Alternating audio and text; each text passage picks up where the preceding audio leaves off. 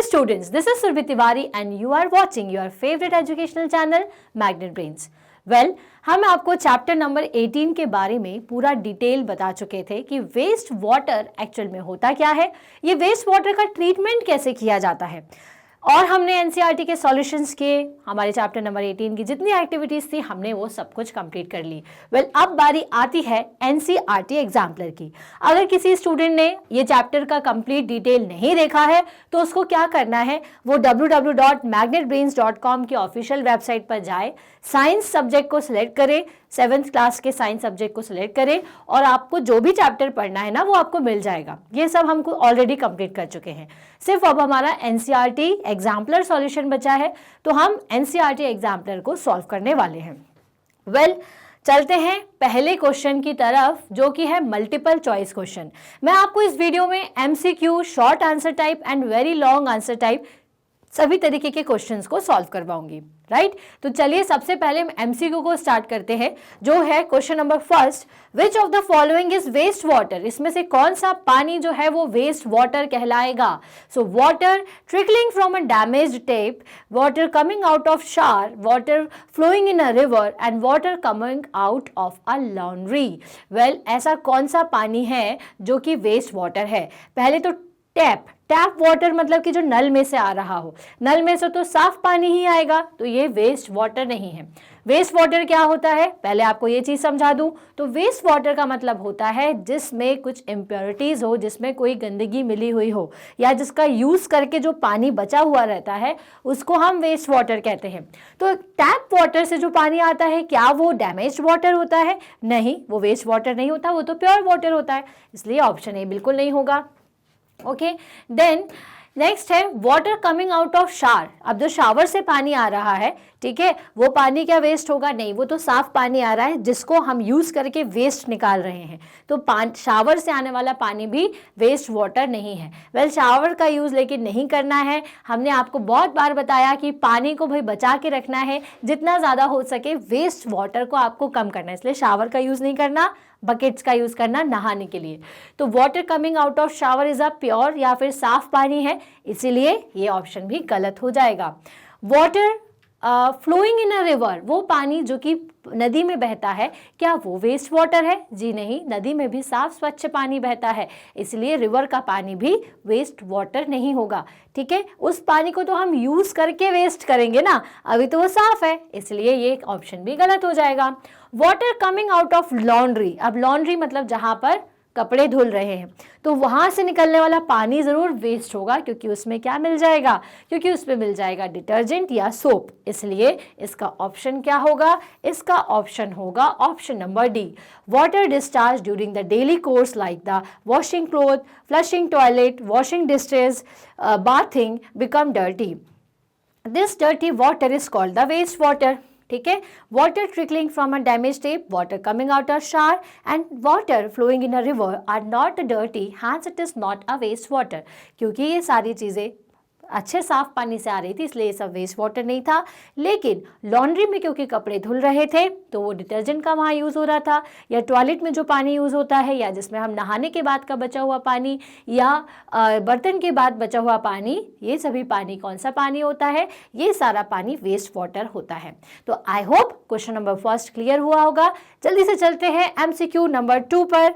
वो क्या कह रहा है? एमसीक्यू नंबर 2 बोल रहा है कि सीवेज इज मेनली, जो सीवेज है वो क्या है? Liquid waste, solid waste, gaseous waste, mixture of solid और गैस। सबसे साफ साफ बता दें, सीवेज वाटर से याद रखिएगा कि जो सीवेज है वो क्या होता है? लिक्विड वेस्ट होता है, जो कि पानी की गंदगी को बताता है। ठीक है, तो वेस्ट वाटर जो कि डर्टी वेस्ट वाटर है वो सीवेज कहलाता है, जो कि कहाँ से आता है? इंडस्ट्री से, हॉस्पिटल से, या हमारे घरों से आता है, उसको हम सीवेज कहते हैं। इसलिए ऑप्शन नंबर बी का राइट क्या? ऑप्शन नंबर ए जो है वो होगा क्वेश्चन नंबर 2 का right option, liquid waste. Sewage is a waste water. देखिए ये भी बोल रहे हैं कि सीवेज क्या है? ये एक वेस्ट पानी है, वाटर है। वाटर क्या होता है? लिक्विड फॉर्म में होता है। So sewage is a waste water that includes domestic और इंडस्ट्रियल लिक्विड वेस्ट, जिसमें घर के और इंडस्ट्री के लिक्विड वेस्ट मिले हुए रहते हैं। It contains various dissolved and suspended impurities, इसमें बहुत सारी घुली हुई और नहीं घुली हुई इम्प्योरिटीज रहती हैं। ठीक है, तो इसका ऑप्शन था ऑप्शन नंबर ए। फटाफट से इसको क्लियर कर देते हैं और पहुंचते हैं क्वेश्चन नंबर 3 की तरफ। क्वेश्चन नंबर 3 अगेन एक एमसीक्यू क्वेश्चन है। वो क्या बोल रहा है, which of the following is are products of waste water treatment. ठीक है, आपको बताना कि इसमें से कौन सी चीजें जो कि प्रोडक्ट है वेस्ट वाटर ट्रीटमेंट के। ठीक है, इसमें से प्रोडक्ट मतलब जो निकलता है, जिसका यूज आप करोगे उसको प्रोडक्ट बोलते हैं, ये बात को ध्यान रखना। ठीक है, प्रोडक्ट मतलब जिसका यूज किया जाए। तो जो आप वेस्ट वाटर ट्रीटमेंट करते हो तो उसमें आपको कौन सा प्रोडक्ट मिलते हैं, या एक मिलता है या 2 मिलते हैं, तो आपको बताना है। ठीक है, ए ऑप्शन है बायोगैस, बी ऑप्शन है स्लज, सी ऑप्शन है both biogas and sludge, and third option है एरेटर। वेल, मैंने क्या बताया, प्रोडक्ट का मतलब क्या होता है, जिसका यूज करें। तो हम एरेटर का यूज किस लिए करते हैं भाई, वो ट्रीटमेंट में यूज होता है। ठीक है, वो प्रोडक्ट नहीं है, वो प्रोडक्ट बनाएगा। ठीक है, एरेटर की मदद से हमें स्लज मिलता है। तो बेसिकली हम बायोगैस और स्लज को बनाते हैं ताकि बायोगैस का यूज फ्यूल की तरह और स्लज का यूज किसकी तरह, मैन्योर की तरह किया जा सके। इसलिए जो इसका ऑप्शन होगा वो होगा option number C, both biogas and sludge. Okay, I hope ये चीज आपको क्लियर हो गई होगी। ठीक है, सो एक बार देख लेते हैं। The sewage is treated to destroy the germs and reduce the contaminate. जो सीवेज को हम क्या करते हैं, ट्रीटमेंट देते हैं, मतलब उसको सीवेज को ट्रीट किया जाता है, उसको साफ किया जाता है। क्यों किया जाता है, ताकि उसमें जो भी जर्म्स हैं या जो भी उसमें कंटामिनेंट्स घुले हुए हैं उनको हम क्या कर सकें, साफ कर सकें। In waste water treatment, waste water is passed through the sedimentation tank in which organic material settle down and are removed with a स्कारपर।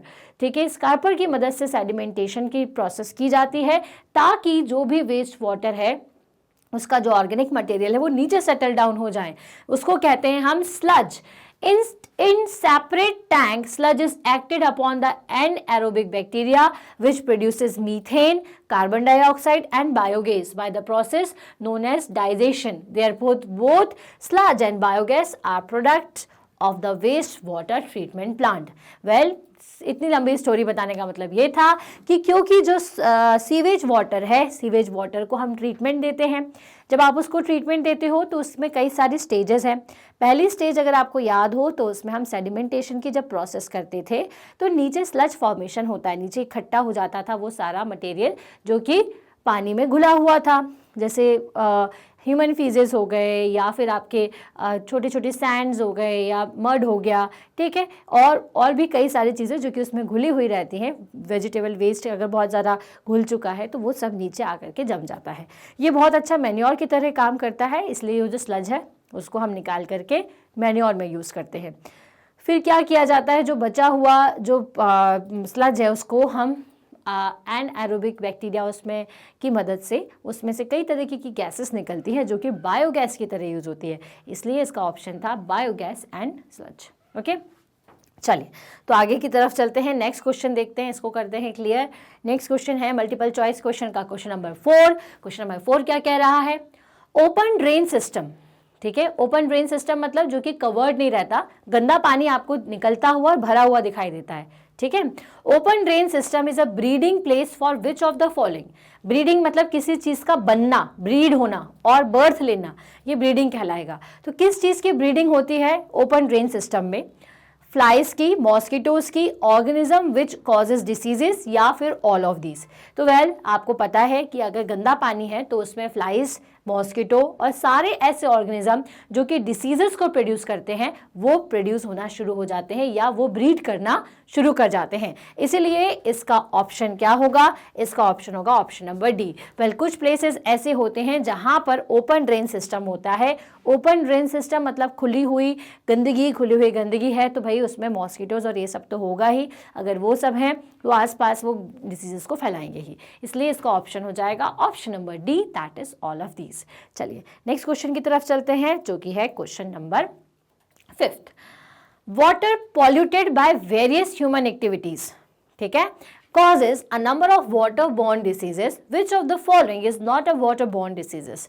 Well, आपको बताना है कि ऐसी वाटर जो है, जो पानी हमारा है, उसको कौन गंदा करता है? उसको ह्यूमन ज़्यादातर गंदा करते हैं, तो इससे कई तरीके की बीमारियां हो जाती हैं। तो आपको इसमें से ये बताना है इसमें से कौन सी ऐसी बीमारी है जो कि गंदे पानी की वजह से नहीं होती। ठीक है, पॉल्यूटेड वाटर की वजह से इनमें से कौन सी डिसीज नहीं होती है, ये आपको बताना है। वेल, कॉलरा बैक्टीरिया की वजह से होता है जो कि पानी में होता है, तो पहला ऑप्शन नहीं है। टाइफाइड भी बैक्टीरियाज की मदद से होता है। अस्थमा और डायस्टेनरी, ठीक है। वेल, अस्थमा जो है वो हवा की वजह से होता है, एयर की वजह से, एयरबोर्न डिसीज है, इसलिए इसका ऑप्शन होगा option number C, that is asthma. Asthma is an airborne respiratory diseases. It causes due to an allergy to dust, pollen grain or any other all grain present in our air। और ये generally air pollution की वजह से होता है, इसलिए यहाँ पर ये ऑप्शन क्या हो जाएगा? ऑप्शन नंबर सी। नेक्स्ट देखते हैं question number 6। Pick from the following one chemical use to disinfect water. इसमें से कौन सा ऐसा केमिकल है जो कि पानी को डिसइंफेक्ट करने के लिए, साफ करने के लिए यूज़ किया जाता है? तो वेल, अगर देखा जाए तो क्लोरीन ही इसका ऑप्शन है, साफ साफ दिख रहा है। वॉशिंग सोडा तो और गंदा कर देगा, सिलिका भी कर देगा, कोल भी उसे ख़राब करेगा, इसलिए वाटर ट्रीटमेंट के टाइम पर भी हम क्या करते हैं? हम डिसइंफेक्ट को यूज़ करते हैं, क्लोरीन को, जो कि बहुत सारे हार्मफुल माइक्रो ऑर्गेनिज्म को डिस्ट्रॉय करता है, किल करता है, इसलिए इसका ऑप्शन क्या होगा? इसका ऑप्शन होगा क्लोरीन। बिल्कुल याद रखिएगा कि क्लोरीन की मदद से हम पानी को डिसइंफेक्ट करते हैं, कई तरीके के माइक्रो ऑर्गेनिज्म को किल करते हैं, खत्म करते हैं। ठीक है, तो क्वेश्चन नंबर 6 का आंसर है ऑप्शन ए। चलते हैं नेक्स्ट क्वेश्चन की तरफ, जो कि है question number 7। The system of a network of pipe used for taking away wastewater from the homes or a public building to the treatment plant is known as। पूरा एक network, मैंने आपको बताया था नेटवर्क मतलब जहाँ बहुत सारी चीज़ें, बहुत सारे पाइप्स जुड़े हो या बहुत सारे वायर्स जुड़े हो, उसको हम नेटवर्क कहते हैं। तो ऐसा नेटवर्क जो कि सीवेज के वाटर को लेकर जाने के काम आता है, उसे हम उसे हम क्या कहेंगे? ठीक है, जो कि आपके पानी के ट्रीटमेंट या वेस्ट वाटर ट्रीटमेंट के लिए पानी को लेकर के जा रहा है, तो ऐसे नेटवर्क को आप क्या कहोगे? स्वेर्ज ट्रांसपोर्ट सिस्टम है, ट्रीटमेंट प्लांट। वेज जो इसका होगा ऑप्शन बी, स्वेर्ज या फिर sewage system. Sewage goes through a system of pipes called the sewers which are linked to each other and form a network called sewage system। ठीक है, सीवर्ज system. तो सीवर्ज इसका option होगा। सीवर तो पाइप को कहते हैं, सीवर्ज जो है वो हो जाएगा आपका सिस्टम। जब ये सारे जो सीवर्स हैं वो सभी आकर के मिलते हैं तो स्वर्ज बनाते हैं। ठीक है, तो इसका ऑप्शन होगा ऑप्शन नंबर बी। फटाक से चलते हैं क्वेश्चन नंबर 8 की तरफ, जो कि है which of the following is a part of inorganic impurities of the sewage. इसमें से कौन सी ऐसी चीज है जो कि इनऑर्गेनिक इम्प्योरिटीज है? Pesticides, urea, phosphates and vegetable waste. तो अगर मैं इन ऑप्शंस में से देखूं तो फॉस्फेट जो है वो इनऑर्गेनिक इम्प्योरिटी है। Various metals and phosphates are the inorganic impurities of sewage, while pesticides, urea, vegetable waste are organic impurities। ठीक है, इसमें से ये सभी ऑर्गेनिक है, सिर्फ और सिर्फ फॉस्फेट्स जो है और जो मेटल्स होते हैं वो क्या होते हैं? वो होते हैं इनऑर्गेनिक इम्प्योरिटीज। राइट, चलिए, तो इसका ऑप्शन है ऑप्शन नंबर सी। चलते हैं क्वेश्चन नंबर 9 की तरफ। In a filtration plant, water is filtered using the layer of sand and clay and fine gravel, sand and fine gravels, sand, fine gravel and medium gravel। Well, जब आपने activity करी थी तो आपको मैंने बताया था कि एक कोन होता है जिसमें हम क्या करते हैं? सैंड लेते हैं, फाइन ग्रेवल्स लेते हैं, मीडियम ग्रेवल्स लेते हैं। तो इसका ऑप्शन हो जाएगा option number D. In waste water treatment, waste water is allowed to enter a grit and sand removal tank. Here the speed of waste water is reduced in order to allow sand, grit and pebbles to settle down. Okay, so इसका option क्या होगा? इसका होगा option number D. Next चलते हैं question number 10 की तरफ, फटाफट से देखते हैं क्वेश्चन नंबर 10 क्या है। Which of the following is not a source of waste water. इसमें से कौन सी ऐसी चीज है जो कि सोर्स नहीं है वेस्ट वाटर का। सोर्स मतलब जहां से कोई चीज आ रही है। अब ये जो स्वेयर है वो तो सिर्फ क्या करता है, वेस्ट वाटर को यहाँ एक जगह से दूसरी जगह ले जाने का काम करता है, ये बनाता नहीं है वेस्ट वाटर। लेकिन होम से, इंडस्ट्री से, हॉस्पिटल से, यहाँ सभी जगह से वेस्ट वाटर निकल करके आता है, इसलिए इसका ऑप्शन होगा option number A. Swales are the pipes through which the waste water generated from the homes, industries and hospital flow, जिसमें से वेस्ट वाटर सिर्फ फ्लो करता है, जनरेट नहीं होता। They are not the source of waste water, ये waste water का source नहीं है, इसलिए इसका जो ऑप्शन है वो होगा ऑप्शन नंबर ए, swales। ठीक है, चलिए देखते हैं क्वेश्चन नंबर 11। सीक्यू कंप्लीट कर लिए, अब देखते हैं very short answer type question का पहला क्वेश्चन कि ओपन ड्रेन्स जो है वो क्यों इतना कंसर्न का मैटर है कि ओपन ड्रेन्स होना चाहिए या नहीं होना चाहिए और उनके होने से क्या होता है। Well, drains that are not covered may get blocked with solid waste like plastic bag, rags and gravels. ठीक है, वेल पत्थरों से, प्लास्टिक बैग से, ठीक है, या रग से, ये जो आपका ओपन ड्रेन है, आप इमेज को याद रखिए, ओपन ड्रेन जिसमें से पानी आ रहा है, उसमें कोई भी ऊपर से कवर नहीं लगा हुआ है, तो अगर कोई भी चीज़ आएगी तो उसमें जाकर के फंस जाएगी। Such drains are flooded with the dirty water that stagnate and are polluted, emitting foul smell and provides breeding grounds to various microbes. Mosquitoes lay eggs and breed, causing the spread of diseases like malaria, dengue. Sewage waste also carry germs that causes serious waterborne diseases like cholera, typhoid, dysentery and the jaundice. Well, ये जो answer है वो आप अपने तरीके से भी दे सकते हैं। आप बता सकते हैं कि जो ओपन ड्रेनेज सिस्टम होता है उसमें जनरली क्या होता है कि क्योंकि कोई कवर नहीं होता, तो कोई भी प्लास्टिक बैग या फिर स्टोन या फिर बड़ा सा ग्रेवल आकर के उसमें फंस सकता है। जब ये फंस जाएगा तो क्या होगा कि पानी जो है वो सीवेज का ऊपर की तरफ उठने लगेगा। ऊपर की तरफ उठने लगेगा तो जो हमारी सिटी एरिया है वो तो पॉल्यूटेड होगा ही, गंदा होगा ही, साथ ही साथ क्योंकि ये ओपन रहता है तो ऐसी जगह पर ये जो आपके माइक्रो ऑर्गेनिजम्स हैं, जो कि मॉस्किटोज़ हैं या फ्लाइज हैं, ये वहाँ पर प्रोड्यूस होना शुरू हो जाते हैं, ब्रीड करना शुरू कर जाते हैं। मॉस्किटो एग बहुत ज़्यादा बढ़ जाएंगे जिससे वो ब्रीडिंग करेंगे, तो इसकी वजह से कई तरीके की वाटर रिलेटेड प्रॉब्लम्स होने लगती हैं, वाटर रिलेटेड डिसीजेज होने लगती हैं। उन डिसीजेज का बिल्कुल नाम याद रखिए, कॉलरा है, जॉन्डिस है, टाइफाइड है, ठीक है, ये सभी बीमारियों के नाम बिल्कुल ध्यान रखिए जो कि वाटर से हो सकती हैं। ठीक है, तो ओपन जो ड्रेनेज सिस्टम है वो बहुत कंसर्न का मैटर है। ऐसा हमें करना चाहिए कि भाई सिटी से अगर ये दूर भी है तो उसको भी बिल्कुल टाइम टू टाइम उसकी सफाई होती रहना चाहिए, अदरवाइज ये जो बीमारियां हैं वो बढ़ती जाएंगी। ओके, सो ये क्वेश्चन नंबर 11 था जो कि शॉर्ट आंसर हमने इसका दिया है। आई होप आपको समझ में आ गया हो। अब चलते हैं क्वेश्चन नंबर 12 की तरफ। State whether the following statement are true or false. In case a statement is false, write the correct statement. Sewage is a solid waste which causes water pollution and soil pollution. क्या sewage एक solid waste है जो कि water pollution और soil pollution करता है? जी नहीं, sewage क्या है, एक लिक्विड वेस्ट है जो कि वाटर पॉल्यूशन करता है। Used water is waste water, क्या यूज्ड वाटर को ही हम वेस्ट वाटर कहते हैं? जी हाँ, जो पानी यूज कर लिया जाता है और जो बचता है उसमें गंदगी आ जाती है, इम्प्योरिटीज आ जाती हैं, तो इसलिए हम उसको वेस्ट वाटर कहते हैं जो कि सीवेज में जाता है।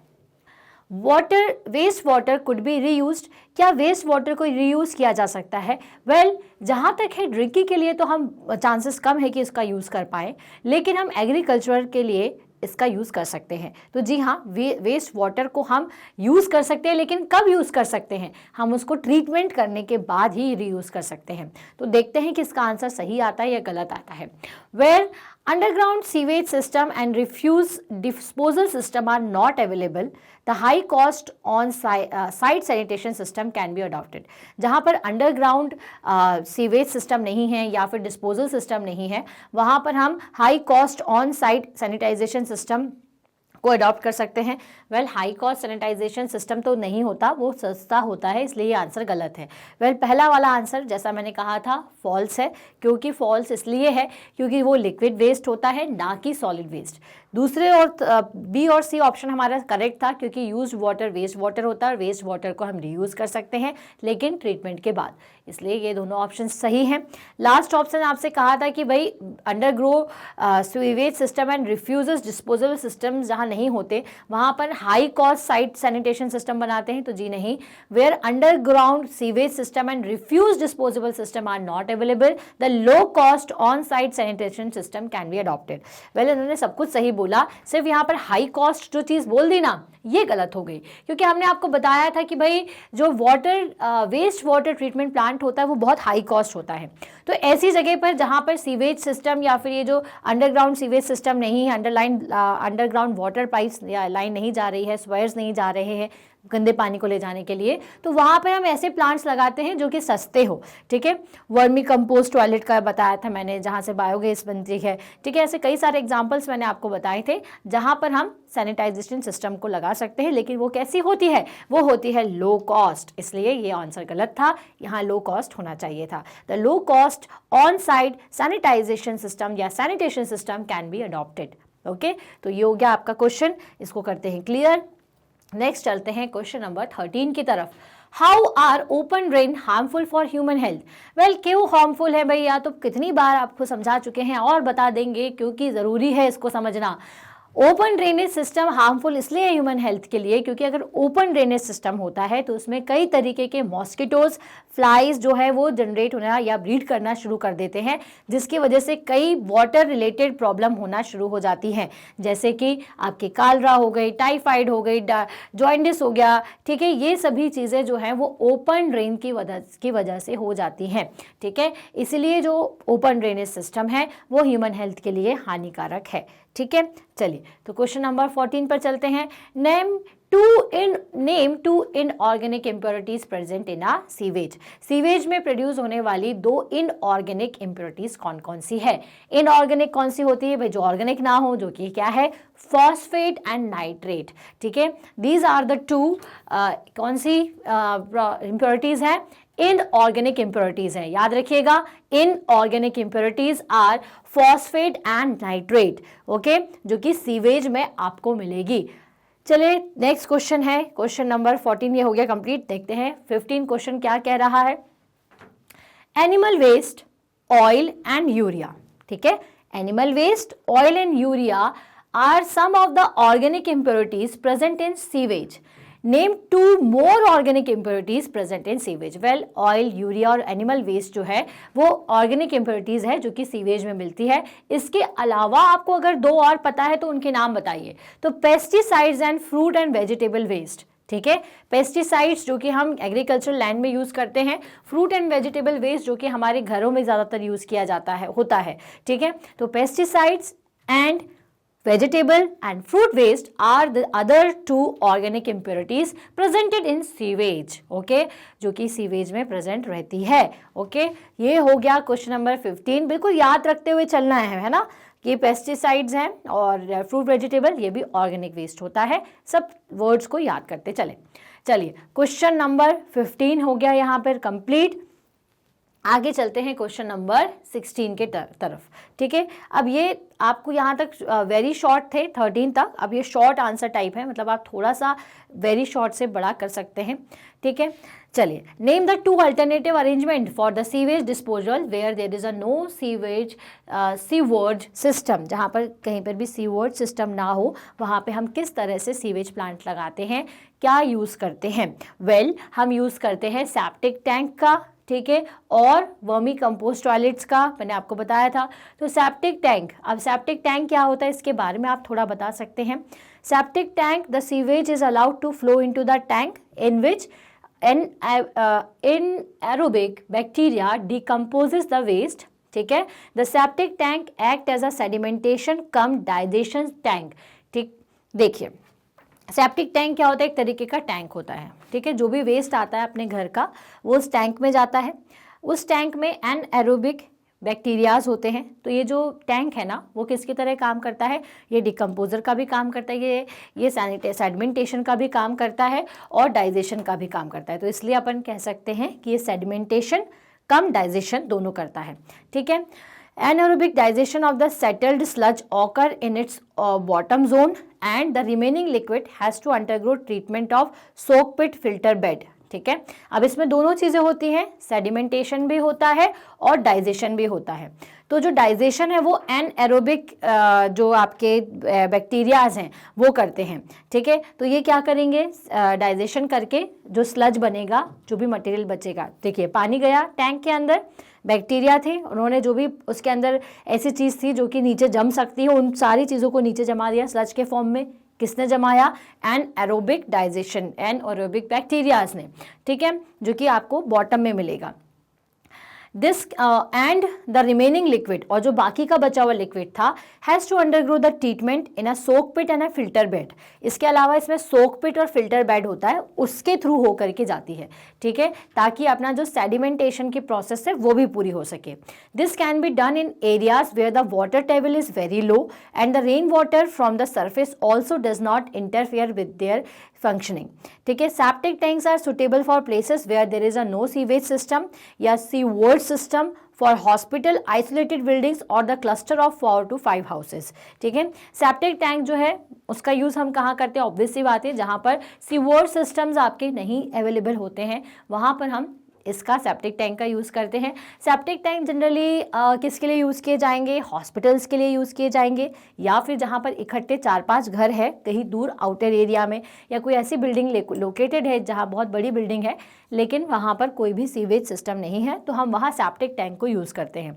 सेप्टिक टैंक को याद रखिएगा, जो कि सेडिमेंटेशन और क्या करता है, डाइजेशन दोनों का काम करता है। इसके अंदर एरोबिक बैक्टीरिया है जो कि स्लज को फॉर्म करते हैं, जो कि बॉटम लेयर में इकट्ठा हो जाता है, और जो बाकी का बचा हुआ लिक्विड है उसको हम सोक पिट या फिल्टर बेड की मदद से साफ करते हैं, फिल्टर करते हैं। ठीक है, चलिए, तो ये हो गया आपका पहला सेप्टिक टैंक। अब दूसरा अल्टरनेटिव मेथड क्या है? दूसरी अल्टरनेटिव मेथड है आपकी कंपोस्टिंग टॉयलेट्स या फिर वर्मी कंपोस्टिंग टॉयलेट्स आप कह सकते हैं जिसे। The composting toilet is a dry toilet that uses a predominantly aerobic processing system that treats excreta typically with no water or a small volume of flush water by aerobic decomposition। well, इसमें क्या करते हैं, इसमें कम पानी की मदद से aerobic जो बैक्टीरियाज होते हैं जो कि एयर का यूज़ करते हैं, पानी का कम यूज़ करते हैं, वो जो भी एक्सक्रीटा है उसको डिकम्पोज करके स्लज बनाता है जो कि मैन्योर की तरह यूज़ की जाती है। ठीक है, तो ये क्या होती है कंपोसाइट या फिर कंपोस्टिंग टॉयलेट्स क्या होती हैं? ये होती हैं कंपोस्टिंग टॉयलेट्स, ये ड्राई टॉयलेट्स होती हैं। ठीक है, याद रखिएगा, ड्राई टॉयलेट्स जिसमें एरोबिक बैक्टीरियाज होते हैं जो कि एक्सक्रीटा को डिकम्पोज करते, स्लज बनाते हैं जो कि मैन्योर की तरह यूज़ किया जा सकता है। ठीक, तो ये 2 तरीके बता दिए हमने। चलिए, तो आगे चलेंगे क्वेश्चन नंबर 17 की तरफ। A man travelling in a train threw an empty packet of food on the platform. Do you think this is the proper waste disposable method? Elaborate. ठीक है, एक जो आदमी था वो ट्रेन में in a train threw an empty packet of food on a platform. एक आदमी था जो कि ट्रैवल कर रहा था ट्रेन में, उसके पास उसने कुछ खाने का सामान लाया होगा और उस एम्प्टी पैकेट को कहाँ फेंक दिया? उसने उसे प्लेटफॉर्म में फेंक दिया। ठीक है, तो क्या आपको लगता है कि ये प्रॉपर डिस्पोजेबल मेथड है? वेल, बिल्कुल भी नहीं। अगर आप खाली पैकेट्स को कहाँ फेंक देंगे? प्लेटफॉर्म पर फेंक देते हैं, तो ये एक प्रॉपर वेस्ट डिस्पोजल मेथड नहीं है। हमें क्या करना चाहिए? One must always put the waste in a nearby dustbin और carry it until a proper place to dispose it of is found. Waste, if not disposed properly, would litter the floor and may go into the drains and choke them. It may make public places dirty and unhygienic and would spread the many diseases. Well, आपको साफ सुथरा सा answer बताऊँ तो अगर आप सामान को यूज़ करने के बाद उसे यहाँ वहाँ फेंक देते हैं तो वो उड़ करके कहीं पर भी जा सकता है। वो या तो किसी टॉयलेट को ब्लॉक कर देगा, या अगर ड्रेनेज सिस्टम है उसको ब्लॉक कर देगा। ठीक है, या यहाँ वहाँ इकट्ठा होकर के गंदगी मचा देगा। तो वेल, ऐसा हमें बिल्कुल भी नहीं करना चाहिए। प्रॉपर हमें डस्टबिन में ही हमारा जो भी वेस्ट बचा हुआ है उसे डालना चाहिए। अदरवाइज क्या होगा? अदरवाइज ये होगा कि हमारे आसपास का एरिया तो गंदा होगा ही होगा, साथ में अगर कोई ड्रेनेज सिस्टम ओपन है तो वो भी ब्लॉक हो जाएगा और हमारी सिटी भी क्लीन नज़र नहीं आएगी। अब जब भी आप किसी भी वेस्ट को फेंकते हैं तो एक चीज का आपको ध्यान रखना है कि आपको जो प्लास्टिक बैग्स हैं उनको अलग फेंकना चाहिए, और जो ऑर्गेनिक वेस्ट होता है जैसे कि आपका वेजिटेबल वेस्ट है, फ्रूट वेस्ट है, या ऐसी चीजें जिसकी मदद से मैन्योर या बन सकता है, उसे आपको अलग फेंकना चाहिए। ये आदत आप डाल लीजिए तो आपको एक दिन 2 दिन या 1 महीना लगेगा इस आदत को बनाने में, लेकिन आप धीरे धीरे इसके यूज टू हो जाएंगे। ठीक है, तो भाई ये आदमी इसने बिल्कुल भी गलत किया था, ऐसा नहीं करना है। कभी भी हमें यहाँ वहाँ प्लास्टिक बैग नहीं फेंकना। अगर आप नहीं कहीं आपको डस्टबिन मिला तो आप उसको अपने पास रखिए, अपने बैग में रखिए और उसको सुटेबल जगह पर डाल के आइए। ठीक है, इसी से ही हम इन्वायरमेंट को साफ कर सकते हैं। राइट, चलिए आगे देखते हैं question number 18। Why should we not throw used tea leaves into sink and cooking oil and fats down the drain? Well, अगर आपने टी लीव्स को डायरेक्टली अंदर से फेंक दिया तो ये क्या करेगी, आपकी ड्रेन को क्लॉग करेगी। ये वर्ड याद रखिएगा, क्लॉग। ठीक है, they clog the drain and prevent free flow of oxygen that interferes with the decomposition process. ठीक है, अगर ये क्लॉग हो गई तो जो आपकी ऑक्सीजन है या जो हवा है वो अंदर की तरफ नहीं जा पाएगी। आपने चाय पत्ती फेंकी, टी लीव्स जिसको हम कहते हैं इंग्लिश में, टी लीव्स अगर आपने सिंक में डाल दी तो क्या होगा, ये क्लॉग कर देगी उसको और हवा जो है वो आ नहीं पाएगी। हवा नहीं आ पाएगी तो क्या होगा, डिकम्पोजिशन की प्रोसेस नहीं हो पाएगी एंड दे शुड बी उसकी वजह से क्या होगा, डिकम्पोजिशन नहीं होगा तो जो अंदर फंसा हुआ जितना भी वेस्टेज है वो डिकम्पोज नहीं होगा, छोटे फॉर्म में नहीं आएगा और वहीं अटका रह जाएगा और खराब होकर के कई तरीके की गंदगी को बढ़ावा या डिसीजेस को बढ़ावा दे सकता है और आपके पूरे सिस्टम को भी खराब कर सकता है। तो इसलिए हमेशा इसको कहाँ डालना चाहिए, डस्टबिन में। अगर कुकिंग ऑयल और फैट को भी आपने ड्रेन में कर दिया तो ये क्या करेगा, वो थोड़े टाइम बाद हार्ड हो जाता है। ठीक है, अगर आपने ड्रेन्स में डाल दिया तो they get harden and block the pipe. ये थोड़े टाइम बाद हार्ड हो जाएगा और पाइप को ब्लॉक कर देगा।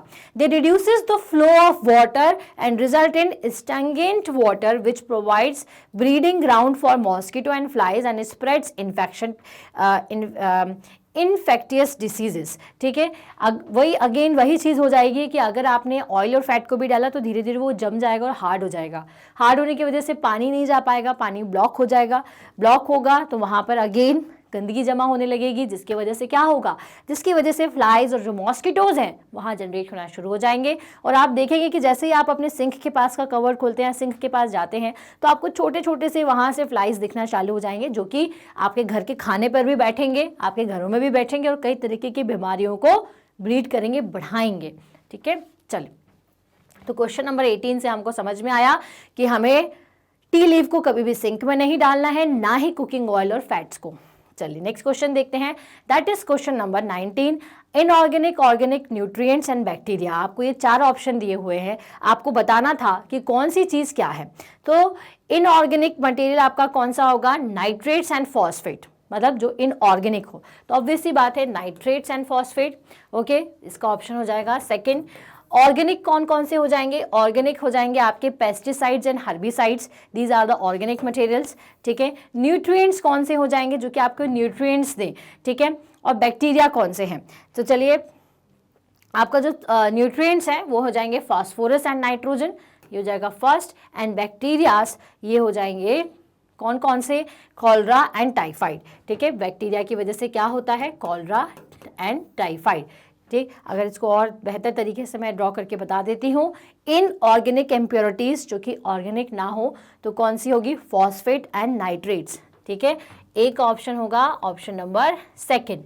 ऑर्गेनिक इम्प्योरिटीज़ कौन सी होती हैं, तो ऑर्गेनिक के लिए जो ऑर्गेनिक में यूज़ होती है पेस्टिसाइड्स एंड हर्बिसाइड्स, ये ऑर्गेनिक इम्प्योरिटीज़ हैं जो कि कहाँ से मिलती हैं, आपको एग्रीकल्चर लैंड से आती हैं जनरली, जो कि वेस्ट वाटर में उसको खराब करती है, ये इम्प्योरिटीज़ वहाँ से आती हैं।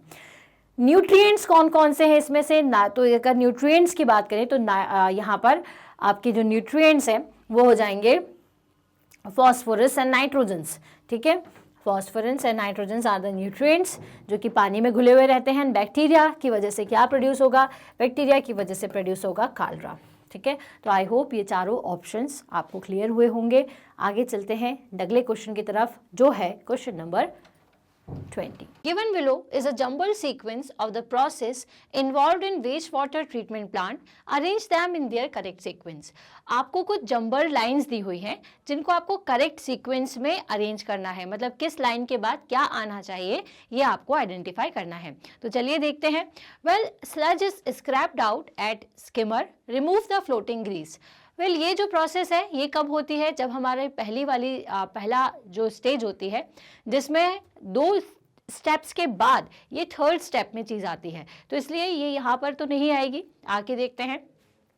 Large objects, water is made to settle in a large tank with a slope in the middle. जो पानी है उसको अपन एक लार्ज टैंक के थ्रू पास करते हैं और जो कि स्लोप से होकर के जाता है, तो ये भी आगे की प्रोसेस है।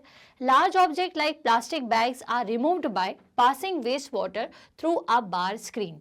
ठीक है, हम क्या करते हैं, लार्ज ऑब्जेक्ट्स जो है प्लास्टिक बैग्स के सबसे पहले उन्हीं को ही सेपरेट करते हैं, इसलिए सबसे पहले क्या आना चाहिए। वेल, अगर देखा जाए तो सबसे पहले ये सी ऑप्शन आना चाहिए।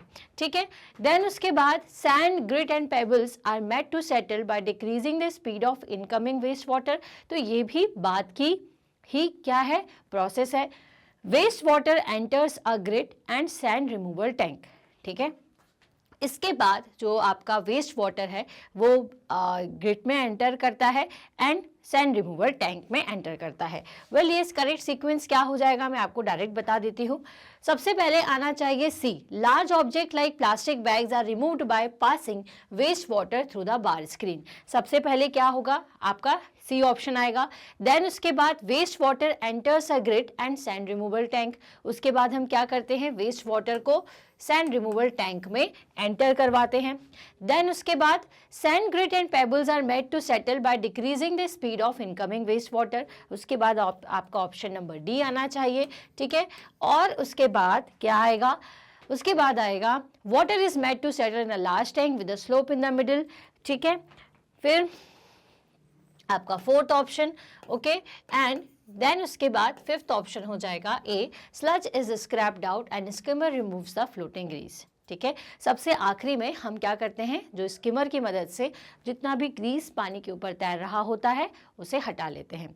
तो इस क्वेश्चन का अगर जो हमारा करेक्ट सीक्वेंस है वो ये होना चाहिए। ठीक है, CEDBA। ठीक है, वेल, आप जब इस क्वेश्चन को खुद से पढ़ेंगे, खुद से समझेंगे, तो आपको समझ में आएगा कि इसका करेक्ट सीक्वेंस किस तरह से अरेंज किया जाएगा। ठीक है, तो ये हो गया हमारा क्वेश्चन नंबर 20। चलते हैं नेक्स्ट क्वेश्चन की तरफ। नेक्स्ट क्वेश्चन है question number 21। 3 statements are provided here which define the term sludge, sewage and waste water. यहाँ पे आपको 3 स्टेटमेंट दिए गए हैं जो कि आपको स्लज के बारे में, सीवेज के बारे में और वेस्ट वाटर के बारे में एक्सप्लेन करेंगे। Pick out the correct definition for each of these terms. अब आपको इन तीनों में बताना है कि कौन सी डेफिनेशन किस टर्म की है, कौन सी डेफिनेशन स्लज को डिफाइन कर रही है, कौन सी स्वेज को, और कौन सी वेस्ट वाटर को। ठीक है, सीवेज को। So the settled solids that are removed in waste water treatment with a scraper। ठीक है, ये क्या बोल रहे हैं, settled solids that are removed in waste water treatment with scrapers। scrapers की मदद से आप किसको हटाते हैं। वेल, अगर हम बात करें तो वेस्ट वाटर में जो settled solid होता है वो होता है स्लज। ठीक है, क्या होता है, स्लज। तो इसके लिए जो ए है आपका वो किसके लिए हो जाएगा, वो हो जाएगा स्लज के लिए। Okay, then water from kitchen used for washing dishes. जो भी किचन का पानी होता है, ठीक है, water from kitchen used for washing dishes. अब पानी को आपने वॉश करा, इसके बाद जो भी पानी बचा तो वो क्या हो जाएगा, वो हो जाएगा आपका वेस्ट वाटर। ठीक है, क्योंकि आप क्या कर रहे हैं, आप यहाँ पे पानी को यूज कर रहे हैं और उसके बाद हम उसे रिलीज कर रहे हैं। तो जो भी पानी किचन में आ रहा है, आप उसकी मदद से आप उसके बर्तन आप साफ कर रहे हैं, आपके डिशेज उससे साफ हो रही है। देन उसके बाद वो पानी कैसा बन जाता है, वो पानी वेस्ट वाटर बन जाता है। इसलिए जो बी है वो किसकी डेफिनेशन होगी, वेस्ट वाटर की।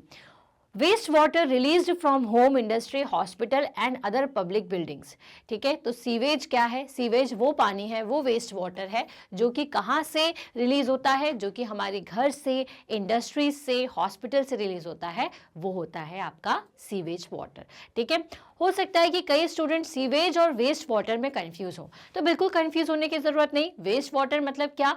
जिसको हम यूज कर रहे हैं और उसके बाद बचा हुआ पानी, वो क्या कहलाएगा? Waste water. और सीवेज क्या कहलाता है? जगह जगह से आने वाला जो वेस्ट वाटर है ना, वो जब मिलता है उसको आप सीवेज कह सकते हैं। ठीक है, या फिर जो आपके वाटर ट्रीटमेंट प्लांट तक पानी को पहुंचाए उसे सीवेजर कहते हैं ये, और उसमें जाने वाला पानी सीवेज कहलाता है। ठीक है, चलिए, तो ये आई थिंक आपको समझ में आ गई होंगी तीनों ही डेफिनेशन, कि ये सारी डेफिनेशन इन्हीं की क्यों है। ठीक है, जैसे सेटल्ड सॉलिड अगर बोला जाए तो आप समझ जाइएगा कि वो स्लज है जिसका यूज़ मैन्योर की तरह भी किया जाता है। अगर आपसे बोले कि पानी को यूज़ कर लिया है आपने, देन बचा हुआ पानी, तो वो पानी क्या कहलाएगा? वेस्ट वाटर कहलाएगा। और वेस्ट वाटर जहाँ पे भी सभी चीज़ों के, जैसे हॉस्पिटल का, घरों का, ये जो वेस्ट वाटर है वो जब वो मिलता है तो आप उसको क्या कहते हैं? हम उसे सीवेज कहते हैं। सीवेज और वेस्ट वाटर अलग क्यों है, थोड़ा सा मैं आपको और बता देती हूँ। वेस्ट वाटर जो है वो यूज़ किया आपने और छोड़ दिया, अब उसमें इतने जर्म्स तुरंत ही नहीं प्रोड्यूस हो जाएंगे, लेकिन जो सीवेज का पानी होता है उसमें बहुत सारे तरीके की इम्प्योरिटीज़ होती हैं और उसमें बहुत सारे जर्म्स भी होते हैं।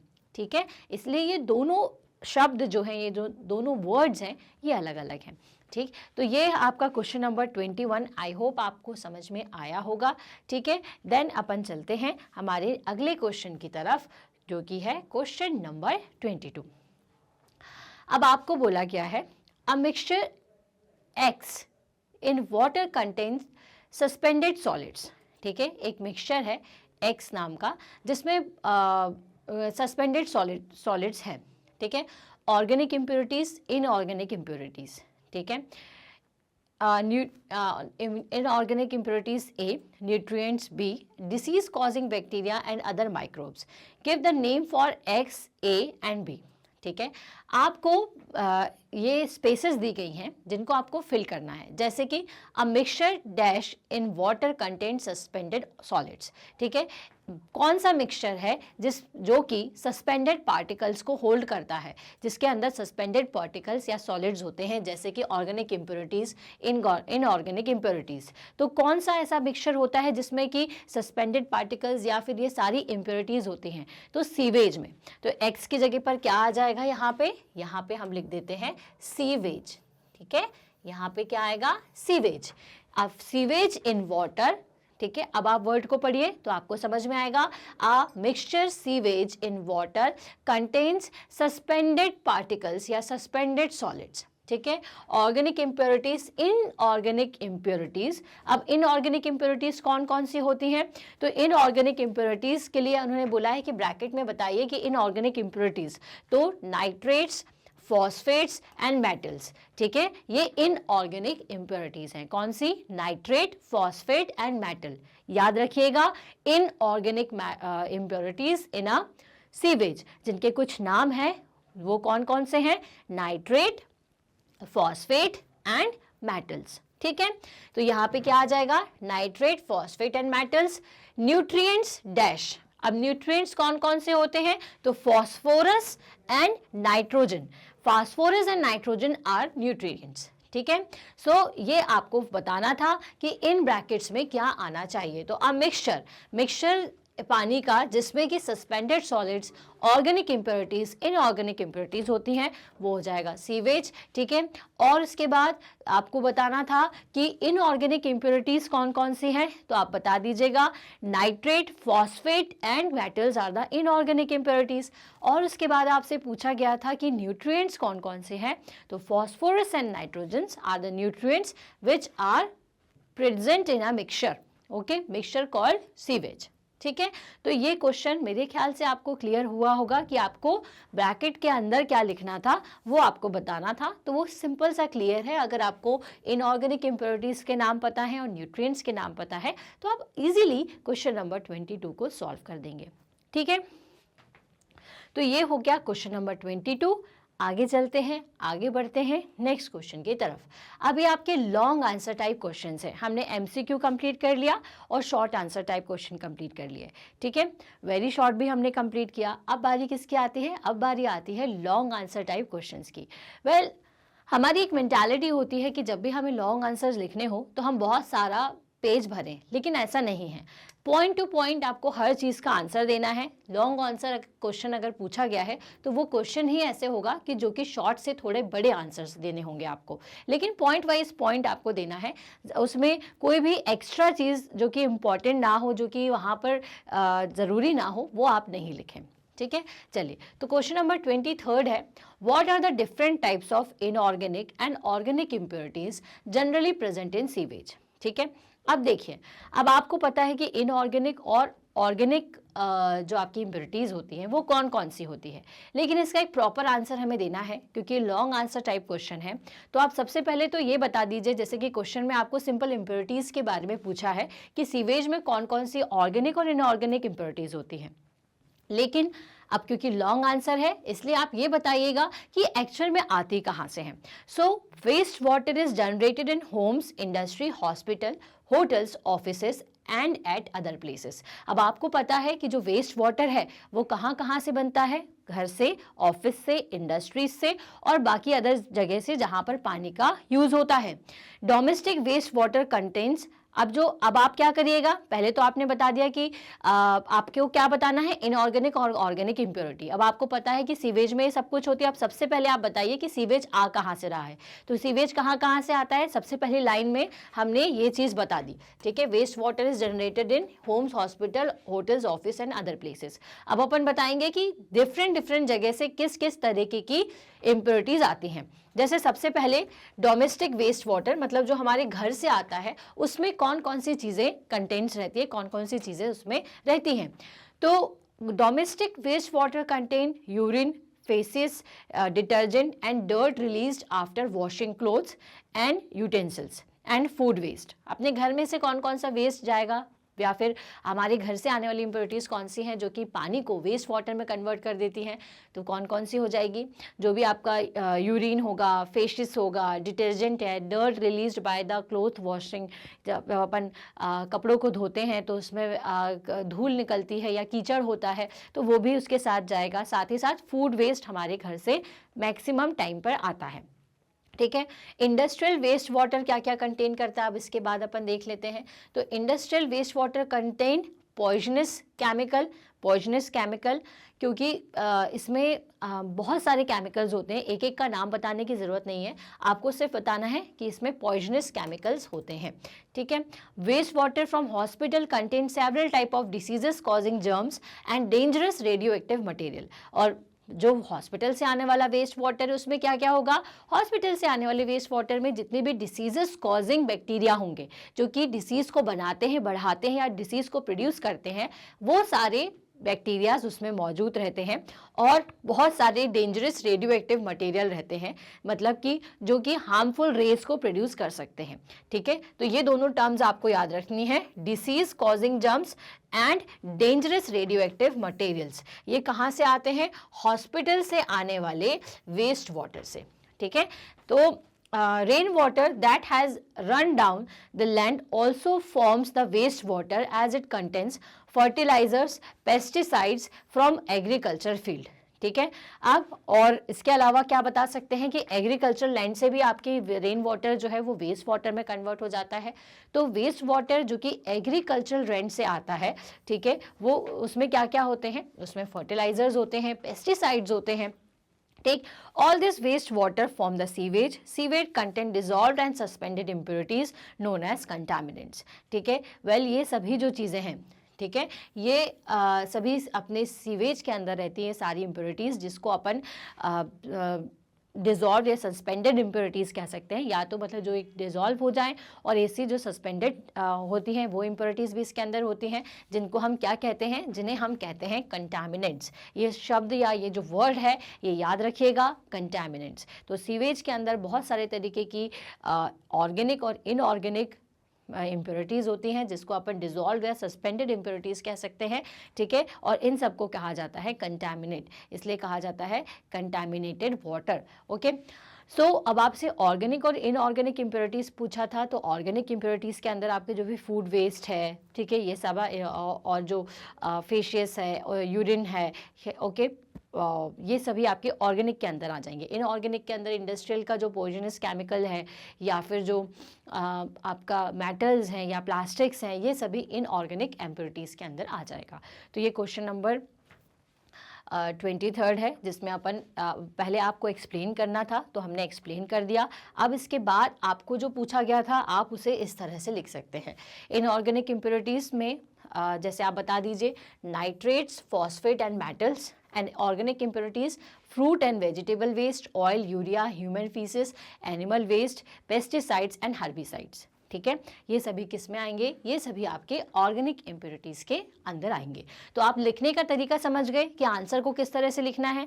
लॉन्ग आंसर पूछा है, लेकिन आपको सिर्फ क्या पूछा था कि इनऑर्गेनिक और ऑर्गेनिक इम्प्योरिटीज़ कौन कौन सी होती है। अब आपको तो याद है कि इनऑर्गेनिक इम्प्योरिटीज़ जो है वो फॉस्फेट और नाइट्रेट्स होती हैं और मेटल्स होते हैं, ठीक है। लेकिन अब अपने को लॉन्ग आंसर देना है तो अपने को पहले ये बताना पड़ेगा कि, याद रखिएगा क्या बताना पड़ेगा पहले आपको, कि ये जो वेस्ट वाटर है वो आता कहाँ से है और घर से निकलने वाले वेस्ट वाटर में कौन कौन सी इंप्योरिटीज होती हैं। देन आप बता दीजिए इंडस्ट्री से निकलने वाले वेस्ट वाटर में कौन कौन सी इंप्योरिटीज होती है, और फिर क्या बताएंगे, हॉस्पिटल का और एग्रीकल्चर का। फिर आप ये आखिरी में बता दीजिए कि ये जो सारी इंप्योरिटीज है ये क्या होती हैं, ये सभी डिजॉल्व्ड एंड सस्पेंडेड इम्प्योरिटीज़ होती हैं जिनको हम कंटामिनेंट्स कहते हैं, ठीक है। उसके बाद आप फाइनली आंसर ये जो आपसे पूछा गया था उसको डैश करके लिखिएगा कि ऑर्गेनिक और इनऑर्गेनिक इम्प्योरिटीज़ देन कौन कौन सी होती है जो कि सीवेज के अंदर पाई जाती हैं, ठीक है। चलिए, तो आई है होप कि क्वेश्चन नंबर 23 को किस तरह से लिखना है ये आप समझ गए होंगे, ठीक है। चलिए अपन चलते हैं क्वेश्चन नंबर 24 की तरफ कि अब इसमें क्या पूछा गया है। The terms sewage, sewer and sewage are interlinked with each other. Sewage, sewers and sewage are interlinked with each other. Can you explain how? Well, ये तीनों terms obvious सी बात है, एक से रिलेटेड लग रही हैं, सबके नाम लगभग एक जैसे लग रहे हैं, तो ये आपस में रिलेटेड है। जी हाँ, ये आपस में रिलेटेड है। कैसे? सीवेज क्या होता है? Sewage is the waste water that flows down the drains of house, industry, hospital, office fields, ठीक है, एटसेट्रा। ये होता है आपका sewage. Also rain water that runs down the street during the storm और heavy rain also add to the sewage, ठीक है। वो पानी जो कि हमारे घर से, इंडस्ट्री से, ऑफिस से, इंडस्ट्रीज से या अदर प्लेसेस से आता है, वो पानी वेस्ट वाटर कहलाता है। और रेन का भी वो पानी जो कि स्टॉर्म के टाइम पर या हैवी रेन के टाइम पे आ जाता है, उसमें भी कई तरीके की इम्प्योरिटीज मिल जाती है और वो वेस्ट वाटर बन जाता है, ठीक है। This is because rain water falls on rooftop and roads and carries harmful substance with it, ठीक है। The dissolved and suspended solid impurity present in sewage are called the contaminants, ठीक है। Again आपको वही आंसर आप बता दीजिएगा कि आपका ये जो सीवेज है, ठीक है, सीवेज क्या होता है ये आपने पूरा बता दिया और उसमें कौन कौन सी चीज़ें होती है। They include organic and inorganic impurities, nutrients, disease causing bacteria and other microbes. Sewage goes through a system of pipes called sewers, ठीक है। अब आपने सबसे पहले सीवेज के बारे में बता दिया, पहला पॉइंट हो जाएगा आपका कौन सा, सीवेज, ठीक है। ये सीवेज के बारे में आप एक्सप्लेन कर दिए कि सीवेज एक्चुअल में होता क्या है ना। आपको इन सबको डिटेल में एक्सप्लेन करना था कि ये क्या है और एक दूसरे से रिलेटेड कैसे हैं। तो सीवेज क्या होता है आपने बता दिया, वेस्ट वाटर का मिक्सचर, ठीक है, सीवेज कहलाता है, जिसमें कई तरीके की इम्प्योरिटीज होती हैं और वो कहाँ कहाँ से आती हैं, और उसमें जो सस्पेंडेड और डिजॉल्व पार्टिकल होते हैं उन्हें कंटामिनेंट कहते हैं, ठीक है। ये सीवेज के बारे में आप क्लियर कर दिए। इसके बाद आपसे क्या बोला है, स्वेट्स। तो स्वेट्स क्या होती हैं, the sewage goes through a system of pipes, ठीक है। सेकेंड पॉइंट याद रखिएगा कौन सा, the sewage goes through a system of pipes called sewers, ठीक है। सीवर्स जो होते हैं मतलब जो पाइप्स जिनके थ्रू हमारा सीवेज का पानी जाता है उसे स्वेर्स कहते हैं। Sewers in underground pipe for caring of drainage water and waste water, ठीक है। ये क्या होते हैं, अंडरग्राउंड पाइप होते हैं जिसके अंदर से ड्रेनेज वाटर और वेस्ट वाटर बहता है या जाता है, ठीक है। Sewers are linked to each other to form a network called the sewer system, ये मैं आपको पहले भी बता चुकी हूँ। थर्ड पॉइंट जो है, जो कि आपको किसके बारे में बता रहा है, सीवर्स सिस्टम के बारे में बता रहा है।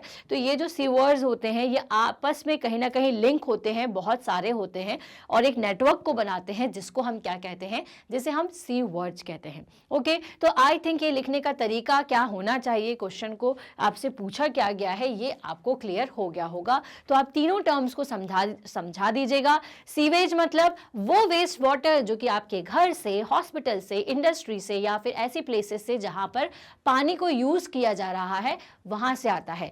ये जो वेस्ट वाटर है उसमें कई तरीके की ऑर्गेनिक इनऑर्गेनिक इंप्योरिटीज होती हैं जिनको जो कि डिसॉल्व या सस्पेंडेड होती हैं, जिसे हम कंटामिनेंट कहते हैं। ये जो सीवेज का पानी है वो एक पाइपलाइन के थ्रू अंडरग्राउंड बहता है जिसे सीवर्स कहते हैं। और ये जो सीवर्स हैं ये सभी कहीं ना कहीं एक दूसरे से इंटरलिंक होकर के नेटवर्क बनाते हैं जिसको हम क्या कहते हैं, जिसे हम सीवर्स कहते हैं। राइट, तो समझ में आया कि ये तीनों टर्म्स एक जैसी ही है, तीनों का जो लिंक है वो क्यों है और आपको किस तरह से आंसर देना है ये भी आई होप आपको क्लियर हो गया होगा। तो चलते हैं नेक्स्ट क्वेश्चन की तरफ, जो कि कौन सा क्वेश्चन है इसको क्लियर करते हैं। नेक्स्ट क्वेश्चन है 25th। अब आपको फिल इन द ब्लैंक्स बताना है और आपको एक स्टेटमेंट दिया हुआ है और आपको बताना है कि कहाँ पे कौन सा ऑप्शन फिट बैठ रहा है, ठीक है। चलिए, तो ऐसे अगर क्वेश्चन आते हैं तो अब इसका भी तरीका बता दूं कि पूरा सेंटेंस अच्छे से पढ़ के देखिए और फिर दिमाग लगाइए कि कौन सा पॉइंट या फिर जो कौन सा वर्ड है वो कहाँ पर आना चाहिए था, ठीक है। चलिए, a very dash number of people defected in the open, it may cause dash, it may cause dash, ठीक है। अ वेरी लार्ज नंबर ऑफ, अब नंबर पूछा है तो ग्राउंड तो आएगा नहीं, वाटर भी नहीं आएगा, कॉलरा भी नहीं आएगा, हैंडपंप भी नहीं आएगा, एयर भी नहीं आएगा, ठीक है। लार्ज इसका ऑप्शन होना चाहिए। तो सबसे पहले क्या आना चाहिए, लार्ज, ठीक है। तो हम यहाँ लिख देते हैं लार्ज, ठीक है। तो a very large number of our people defected in the open, it may cause dash pollution and soil pollution. अब यहाँ पर अगर पॉल्यूशन की बात करें, ठीक है, तो कौन सा पॉल्यूशन आना चाहिए, ओपन में जाते हैं तो इसकी वजह से कौन सा पॉल्यूशन होता होगा, भाई एयर पॉल्यूशन नहीं होता है, कौन सा पॉल्यूशन होता है, वाटर पॉल्यूशन। तो यहाँ पर क्या आएगा, वाटर पॉल्यूशन, ठीक है। Both the surface water and dash water get polluted. अब कौन कौन सा पानी पॉल्यूटेड होता होगा, ठीक है, दूसरे का ऑप्शन अपन बता चुके हैं, water. Both the surface water and dash water, अब या तो सरफेस वाटर होगा और दूसरा कौन सा वाटर होगा, ग्राउंड वाटर। तो इसका ऑप्शन कौन सा होना चाहिए, ग्राउंड। तो यहाँ पर अपन लिख देते हैं ग्राउंड, ठीक है। तो both surface water and ground water get polluted, ठीक है। So, a very large number of our people defecated in the open, it may cause water pollution and soil pollution. Both the surface water and groundwater get polluted. Dash water is the source of well, tube wells and dash. ठीक है, अब कौन सा पानी जो है वो surface water का और ट्यूब वेल्स का सोर्स होता है, तो आपको पता है कि ग्राउंड वाटर, तो इसलिए फोर्थ पे भी क्या आएगा आपका ग्राउंड, ओके। तो आप यहाँ लिख दीजिएगा ground water is the source of wells, tube wells and क्या, एंड हैंड पंप्स। अब यहाँ पे हैंड पंप्स भी दिख रहा है तो आप यहाँ पर लिख दीजिए 5th नंबर पे हैंड पंप्स, क्या आएगा यहाँ पे, हैंड पंप्स। क्योंकि जो ग्राउंड वाटर है वो कहाँ से भरता है, वो मतलब किससे मिलता है आपको, वेल से, ट्यूबवेल से और हैंड पंप से। और इन सबको पानी कहाँ से मिलता है, ग्राउंड वाटर की मदद से ही, तो इसलिए यहाँ पे हैंड पंप आना चाहिए। Thus it becomes the most common route for dash bone diseases। अब कौन सी बोन डिसीजेज होती हैं, वाटर बोन डिसीजेज, ठीक है। इसकी वजह से कौन सी डिसीजेज होंगी, इसकी वजह से जो डिसीज होती हैं वो होती है water bone diseases like dash etcetera. अब यहाँ पे कौन सी डिसीज का नाम क्या दिख रहा है आपको, तो यहाँ पे जो डिसीज है वो दिख रही है मुझे कॉलरा, तो अपन यहाँ पे कॉलरा लिख देते हैं, राइट। चलिए, तो ये क्वेश्चन नंबर 25 कंप्लीट। नेक्स्ट चलते हैं हम अगले क्वेश्चन की तरफ जो कि है क्वेश्चन नंबर 26, ठीक। Describe the various steps of cleaning the waste water and waste water treatment plant. Well, waste water treatment plant के बारे में हम ऑलरेडी आपको बता चुके थे, इसमें कई सारी स्टेप्स थी। सबसे पहले प्रीलिमिनरी ट्रीटमेंट क्या होता है, तो प्रीलिमिनरी जो टेस्ट होता है उसमें first of all, wastewater is passed through the bar screen, which removes the large solid material like plastic, cans, rugs. Wastewater is then passed through the grit and sand removal tank, where the speed of wastewater is reduced to allow the sand, slit and gravel to settle down. सबसे पहले हम उसको एक बार screen से भेजते हैं, जहाँ पे बड़े बड़े प्लास्टिक्स या मेटल्स, जो भी उसमें बड़ा बड़ा सामान है जो कि पानी के अंदर है, वो रुक जाता है। उसके बाद आप इसको किस में भेजते हैं, याद रखिएगा। उसके बाद हम इसे ग्रिट और सैंड रिमूवल टैंक में भेजते हैं। किस में भेजते हैं, grit and sand removal tank से, where the speed of waste water is reduced to allow sand, slit and gravel to settle down। जहाँ पर अपन वेस्ट वाटर की जो स्पीड है वो थोड़ी सी कम करते हैं, मतलब थोड़ा धीरे से हम उसको इस तरह से बहाते हैं ताकि जितना भी सैंड है या स्लिट है या ग्रेवल्स उसके अंदर जितने भी हैं वो सभी सेटल डाउन हो जाए नीचे की तरफ। ठीक है, तो ये तो प्रीलिमिनरी ट्रीटमेंट होता है। नेक्स्ट चलते हैं, नेक्स्ट कौन सा होता है, primary treatment. Waste water is then made to pass through the sedimentation tank. उसके बाद क्या किया जाता है, सेडिमेंटेशन टैंक में भेजा जाता है। ठीक है, where the organic matter like faeces settle down at the bottom. ठीक है, जितने भी अपने ऑर्गेनिक मैटर है सेडिमेंटेशन की प्रोसेस में वो वहाँ पर सेटल डाउन हो जाते हैं। This is removed with the help of स्कारपर।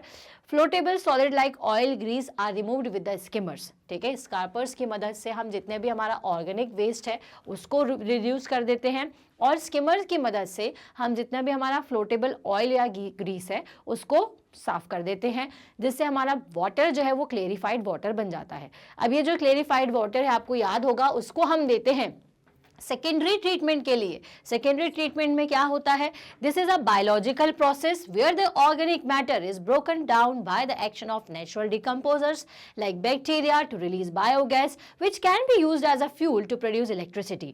Well, इस वाली जो सेकेंडरी ट्रीटमेंट है वो हमारी बायोलॉजिकल प्रोसेस होती है। क्यों होती है, क्योंकि इसमें जो भी बैक्टीरिया होते हैं वो देन पानी के ऊपर काम करते हैं।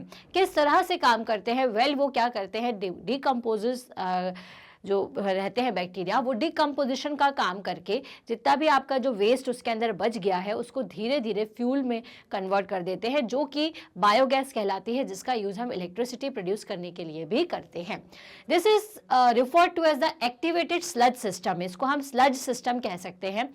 Bacteria, protozoans and worms feed on the organic matter which tends to form the clumps of humans like material that settle at the bottom। Okay, तो आई होप ये जो पूरी प्रोसेस थी या ये जो आपका क्वेश्चन उन्होंने आपसे पूछा था ये आपको बन गया होगा। और याद रखिए कि ये जो स्टेप्स है ये बहुत इंपॉर्टेंट है। क्वेश्चन नंबर 26 आप बहुत अच्छे से पढ़िएगा, इसको बहुत बस समझना है और स्टेप्स को याद रखना है, बाकी चीज़ें आपको याद अपने आप ही हो जाएंगी।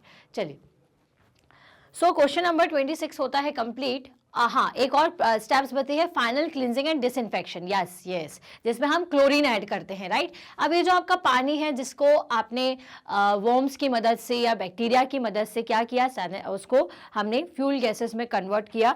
ठीक, और जो आपका पानी जिसके बाद बचा फ्यूल कन्वर्जन के बाद, उस पानी का फिर क्या किया जाता है, डिसइंफेक्शन और क्लीनिंग की जाती है। Water is removed from the top, मतलब इसी टैंक में से जहाँ पर ये प्रोसेस की जा रही थी आपकी सेकेंडरी ट्रीटमेंट की प्रोसेस, ऊपर से पानी को रिलीज कर लिया जाता है। देन हम उस पानी में से कंप्रेस्ड एयर पास करते हैं। ठीक है, और डिसइंफेक्ट मटेरियल जैसे कि क्लोरीन या ओजोन गैस को उसमें ऐड कर देते हैं।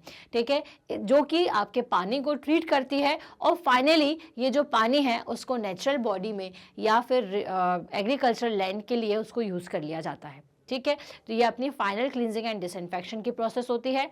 ये हो गया आपका 26 क्वेश्चन कंप्लीट, जिसकी चारों स्टेप्स आपको बहुत अच्छे तरीके से याद में रखनी है। ओके, चलते हैं अब हमारे 27th क्वेश्चन पे। Think and suggest some ways to minimise waste and pollutants at their source. Think and suggest some ways to minimize waste and pollutants at their source, taking your home as an example. Well, आपको हम बता चुके थे, ये एक पूरा complete video बना हुआ है इस क्वेश्चन के ऊपर कि आपको क्या क्या करना चाहिए अपने घर में ताकि जो वेस्ट वाटर है वो इतना ज़्यादा इम्प्योरिटीज़ वाला ना हो। तो वेल, कुछ पॉइंट्स अपन फिर से डिस्कस कर लेते हैं as a solution of question number 27। A lot of the waste that we generated at home is thrown into sink and flushed down to the toilet. बहुत सारा वेस्ट लोग क्या करते हैं, अपने सिंक में किचन के डाल देते हैं या फिर टॉयलेट की मदद से फ्लश कर देते हैं. दिस एड्स द सीवेज, उससे जो कि कहाँ पर जाके मिलता है, सीवेज में जाकर मिलता है. Sewage is generally treated before being disposed of in a water body. जो अपना सीवेज का पानी होता है, सबसे पहले उसको ट्रीट किया जाता है, ट्रीटमेंट उसका किया जाता है, फिर उसको अपन डिस्पोज करते हैं. The same water body may be the source of water supply to the town. A few simple steps at home can minimize the strain imposed on the water supply system in cleaning the water for us. Well, जो पानी आप sewage में भेज रहे हो उसको treat किया जाता है, वाटर बॉडी में भेजा जाता है, एंड अगेन वो पानी हमारे पास आ जाता है. इसलिए ये हमारी रिस्पॉन्सिबिलिटी है कि हम उसको इतना गंदा ही ना करें कि वो पानी बहुत ज़्यादा ट्रीटमेंट के लिए ज़रूरत हो उसमें. ठीक है, तो हम क्या क्या कर सकते हैं, हमें छोटी बहुत स्टेप्स लेनी है. पहली तो food, specially Indian food, contain a lot of fat and oil. Okay, the left over food item should not be thrown down to the drain because they can choke the pipe when they harden. Well, oil जो होता है या fats जो होता है वो धीरे धीरे हार्ड होकर के पाइप जो होता है उसको चोक करना, बंद करना शुरू कर देता है या हार्ड कर देगा उसको. These, when thrown in an open drain, block the soil pores, thereby decreasing this effectiveness to filter water. इसके बाद ये ड्रेनेज सिस्टम जो होता है उसको भी क्या कर देगा, चोक कर देता है, जिससे कि वो इफेक्टिवली काम नहीं कर पाते.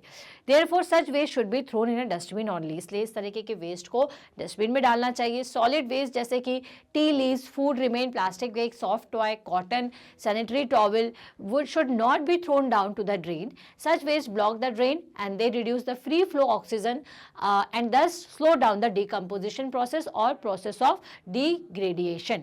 डिग्रेडिएशन जो प्रोसेस होता है वो स्लो डाउन हो जाएगा. पहला तो आपको ऑयल वगैरह नहीं डालना है. दूसरी चीज, कोई भी सॉलिड वेस्ट उसमें नहीं डालना चाहिए. तीसरा है, जो भी केमिकल प्रोडक्ट्स हैं आपके, जैसे मेडिसिन है, मोटर का ऑयल है, पेंट है, ग्रीस है, मशीन ऑयल है, ठीक है, या इंसेसाइड्स में भी kill the water purify microorganism, या फिर जो भी आप पेस्टिसाइड्स या जो भी